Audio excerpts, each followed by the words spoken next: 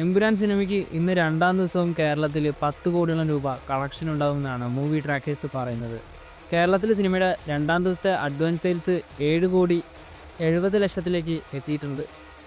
2 ദിവസം കൊണ്ട് എമ്പുരാൻ സിനിമ 100 കോടി ക്ലബ്ബിൽ ഇടം നേടിയിരിക്കുകയാണ്. മോളിവുഡിലെ ഫാസ്റ്റസ്റ്റ് 100 കോർ ക്ലബ്ബായിട്ട് ഇപ്പോൾ എമ്പുരാൻ സിനിമ മാറിയിരിക്കുകയാണ്.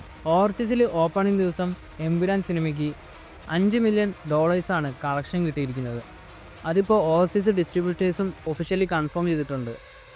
ഇന്ത്യൻ റുപ്പിയിലേക്ക് കൺവേർട്ട് ചെയ്യുമ്പോൾ 43 കോടിയോളം രൂപ വരും. നാളത്തെ റെസ്റ്റ് ഓഫ് ഇന്ത്യയിലെ അഡ്വാൻസ് സെയിൽസ് മാത്രം എമ്പുരാൻ സിനിമയുടേത് 4 കോടിയോളം രൂപ ക്രോസ് ചെയ്തിട്ടുണ്ട്.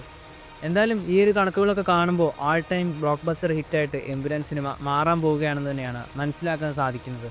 എന്തായാലും എമ്പുരാൻ സിനിമയുടെ ഈ ഒരു കളക്ഷൻ അപ്ഡേറ്റുകളൊക്കെ സിനിമ ഡീഗ്രേഡ് ചെയ്യുന്ന ആളുകൾക്ക് സമർപ്പിക്കുന്നു.